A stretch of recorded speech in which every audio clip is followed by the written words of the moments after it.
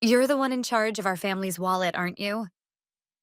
Haley's voice, blasting from the smartphone speaker, carried neither shame nor the slightest hint of guilt. It was bright and almost cruel, as if she were simply asserting a perfectly natural right. For a moment, I couldn't understand what she meant. Even as a joke, it was far too malicious. And yet, my sister on the other end of the line was laughing happily. How did things end up like this? Everything began to fall apart just a few weeks ago. It was the night of our parents' 30th anniversary celebration party. It was a special day I had been preparing for months.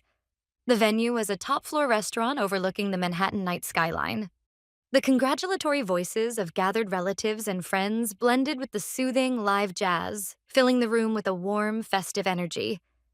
In my hand was a small gift envelope.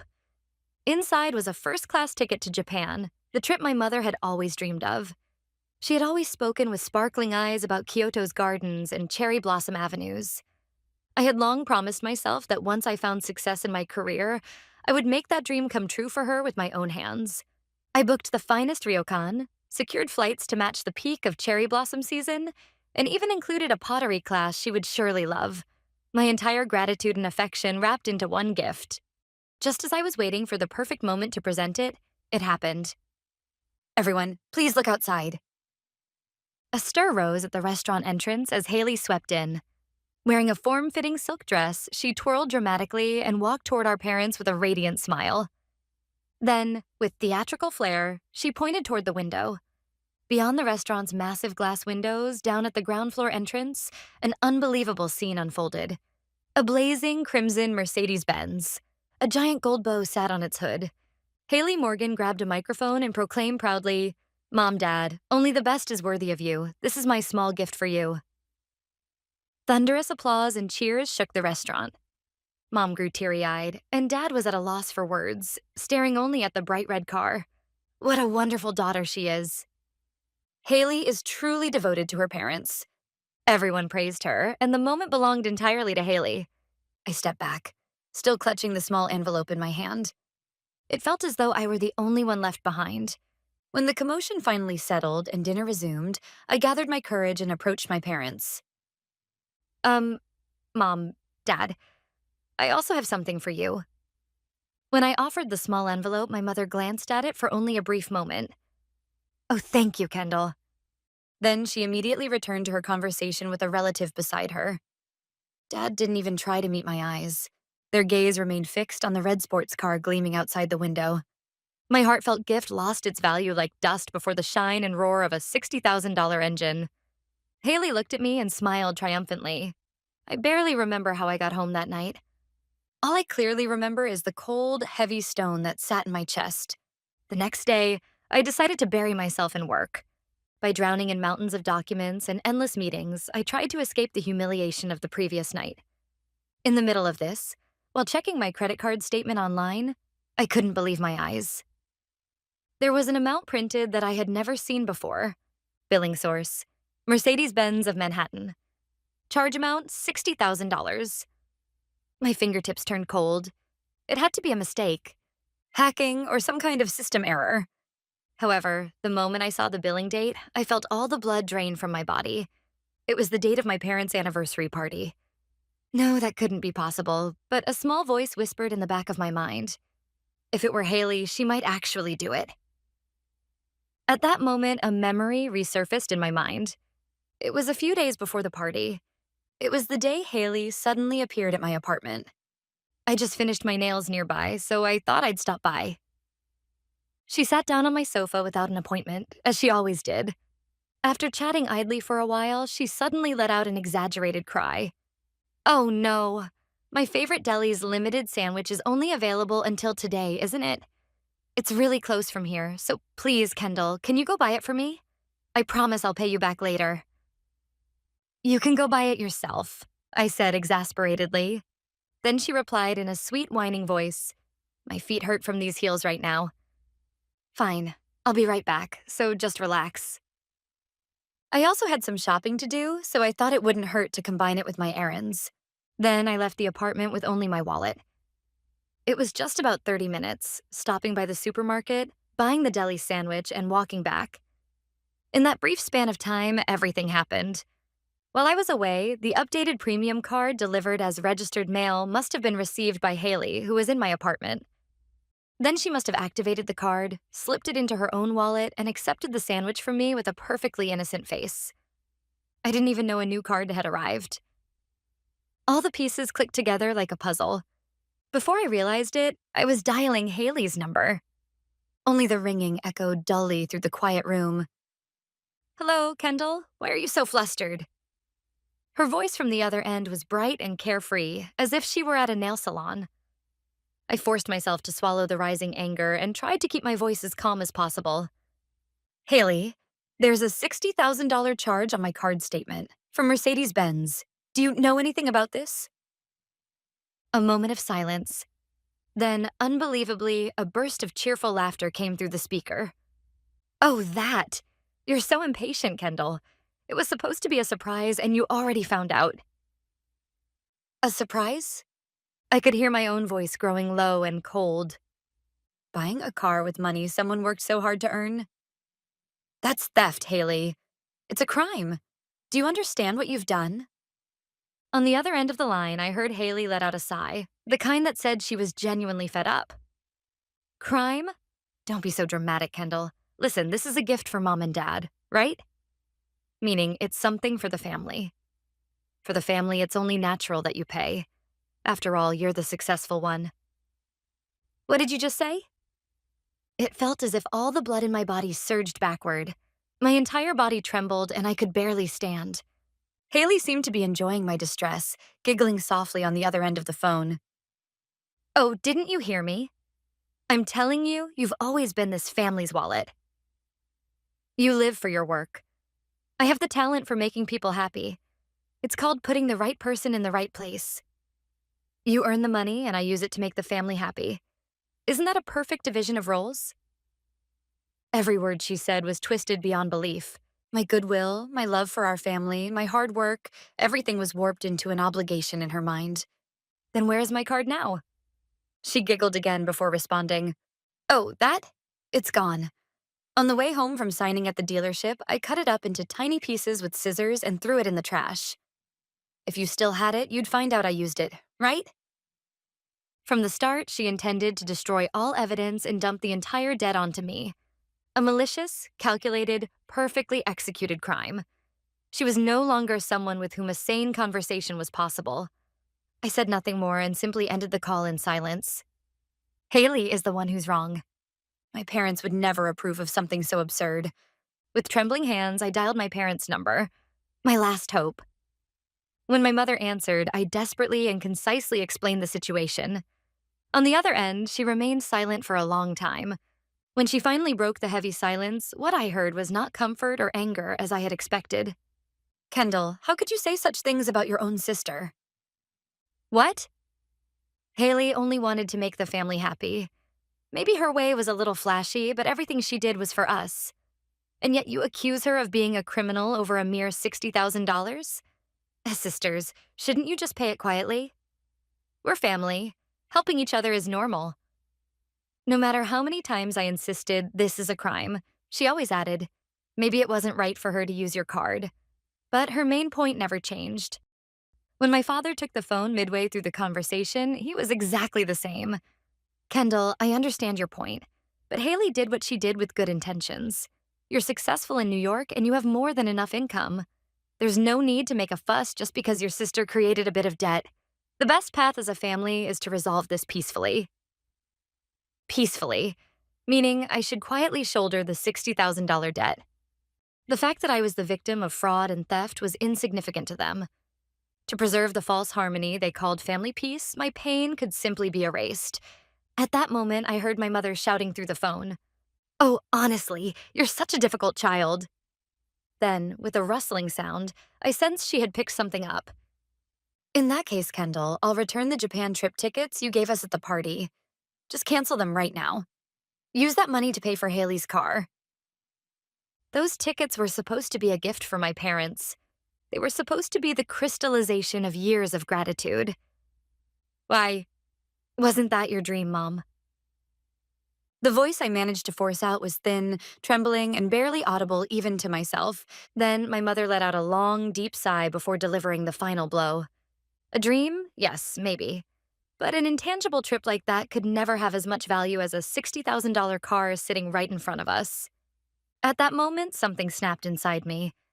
It was the thread of hope. The fragile but undeniable thread that had barely held together my belief in what I called family. It wasn't just Haley. My father and mother, every one of them, saw me the same way. My worth was measured only by the money I earned. I wasn't Kendall, a human being. I was simply a convenient wallet. I understand perfectly now, Mom. A shockingly calm voice came out of my mouth. Then I ended the call without another word. I would never cry for them again. I would never sacrifice myself for them again. And I would never allow them to trample me again. There was no hesitation left. I tapped a name in my smartphone's contact list. Adrian Cole. He is my company's legal counsel, and the person I trust most with any legal matter. After several rings, his calm voice came through. Kendall, is something wrong? Yes, Adrian, it's an emergency. I'll get straight to the point.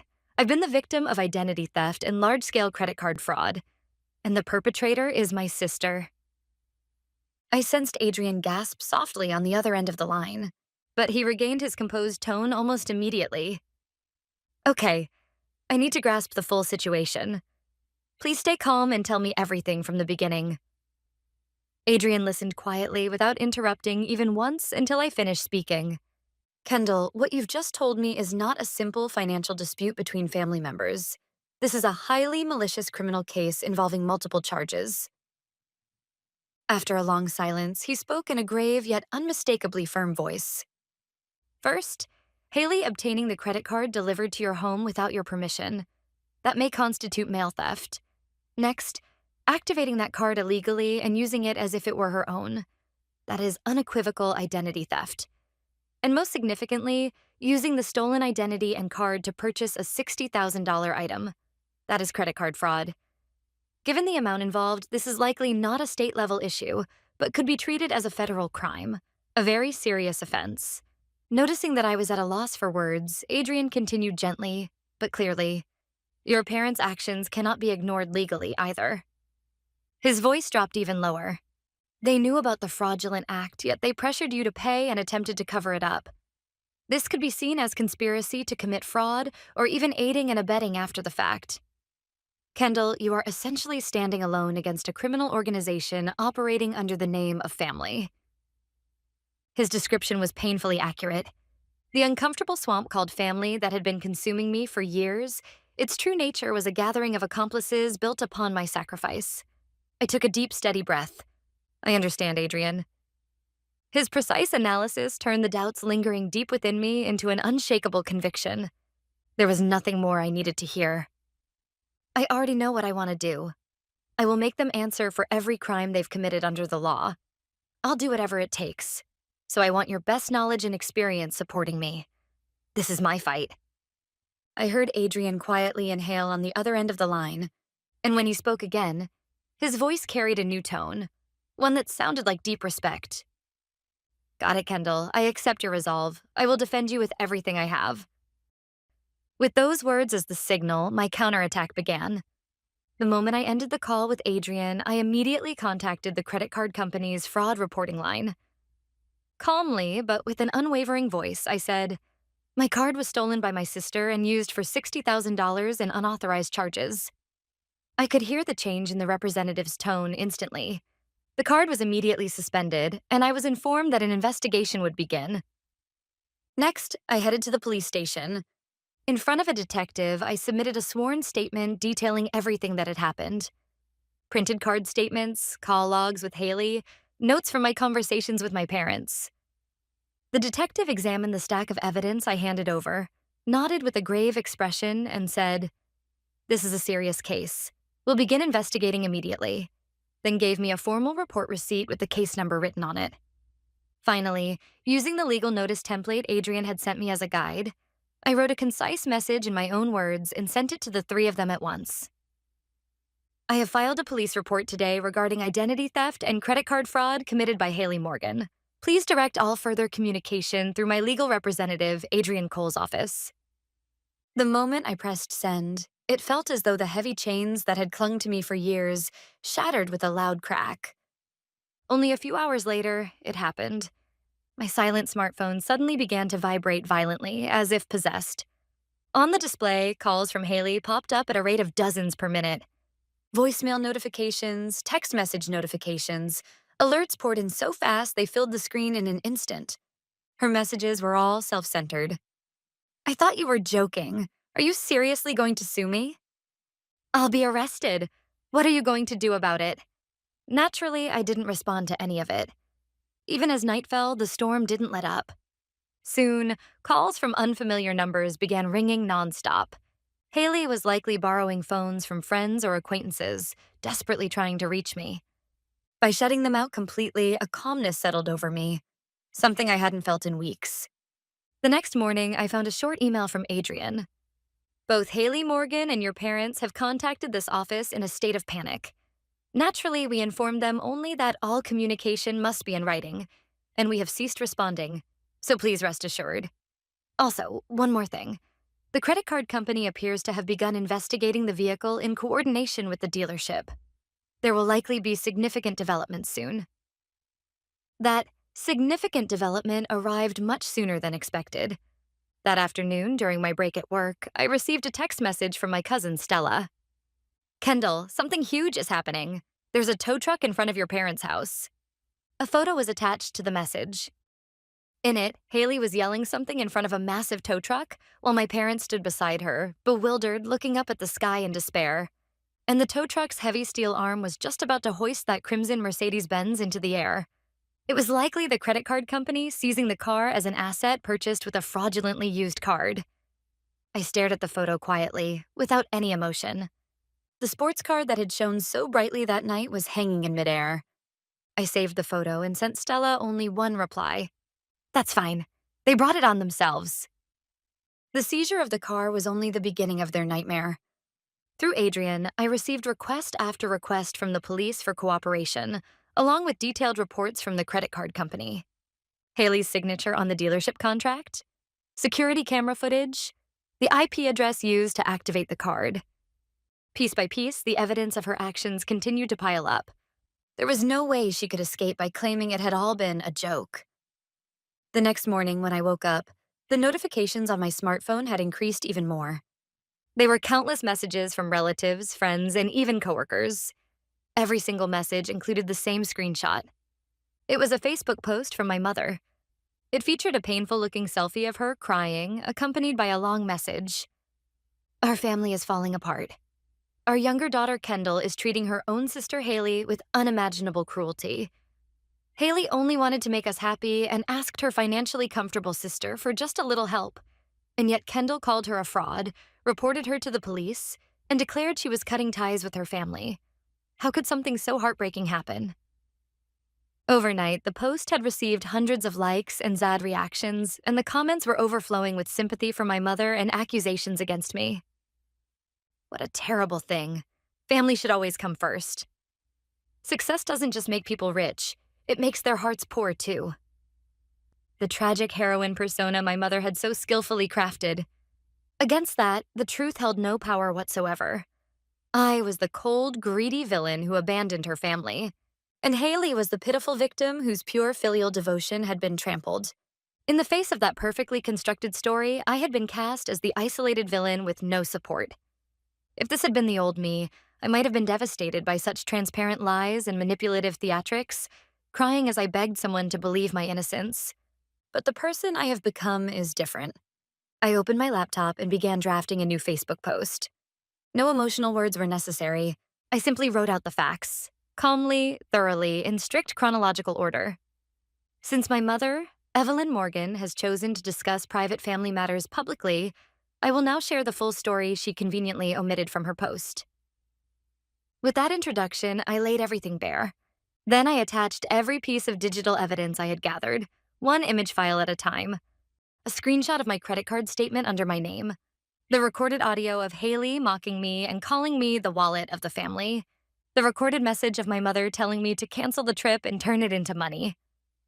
It was a complete list of irrefutable evidence, capable of annihilating emotional lies and sympathy narratives in an instant. The moment I clicked post, the reaction exploded at a staggering speed. People who had been praising my mother's post just moments earlier began flooding my post with comments of shock and outrage. I can't believe this. If this is true, the mother and sister are monsters. Wallet. What a horrible thing to say. My heart hurts for Kendall. The tide shifted far faster, and far more dramatically than I had imagined. Sympathy turned to anger, empathy to contempt, and every bit of it was then aimed squarely at my mother and Haley. 15 minutes later, the very post my mother had written so confidently vanished without a trace or explanation. But it was far too late. A false post becomes a digital tattoo that remains forever. And the reaction didn't come only from strangers. Relatives and friends who had written sympathetic comments under my mother's post were hastily sending me private messages. "I'm so sorry. I commented without knowing the real situation." "You were telling the truth all along." Their quick change of heart stirred no emotion in me anymore. The exposure of truth I unleashed on social media shattered the small community they lived in. A few weeks later, Haley was formally charged with credit card fraud and identity theft. When Adrian informed me of the news over the phone, I simply answered, "I see." Strangely, I felt no joy or sense of accomplishment. Only a cool, detached understanding that this was the natural consequence. Even more shocking news came from Adrian a few days later. "The prosecutor's office has informed us that they have begun investigating your parents, Samuel Morgan and Evelyn Morgan, on suspicion of conspiracy to commit fraud." After Haley was indicted, my parents reportedly told investigators, "We had no idea what our daughter had done," and "We are victims too." However, the recorded audio and emails I had submitted to the police completely destroyed that lie. The evidence clearly showed that they recognized the crime, actively concealed it, and demanded money from me. They are now in a highly likely position to stand in court as Haley's co-conspirators, Adrian continued. Hearing that for the first time, a heavy weight rose in my chest. It wasn't sadness, it was a kind of emptiness, knowing that the long history of our family was ending in such an ugly, hopeless way. By their own lies and greed, they had destroyed their family with their own hands. Months passed after the trial concluded. Haley received a guilty verdict with probation, and my parents were ordered to pay fines so heavy that they lost most of their savings as co-conspirators to fraud. Since the day the sentences were handed down, I cut off all contact with them and lived peacefully at last, protected by the legal boundaries established through my attorney. They vanished completely from my life. One day, I received a call from my cousin Stella for the first time in a while. She told me that my parents had sold the home they had lived in for many years to cover legal fees and the enormous fines, and that they are now living in a small apartment in the suburbs. My father had lost his position at the company due to the scandal and was forced into an early retirement under humiliating circumstances. My mother, ever since the incident on social media, has become completely isolated from her former friends and now rarely leaves the house. And Haley, now a convicted felon, cannot possibly find legitimate employment. And from what I hear, she continues to rely financially on my parents while living a frugal and diminished life. I quietly ended the call and looked up at the New York sky spreading out beyond my window. I no longer feel sorrow for the family I have lost, because what I protected is not merely my assets. It is my own dignity and the future I would walk toward freely from this moment on.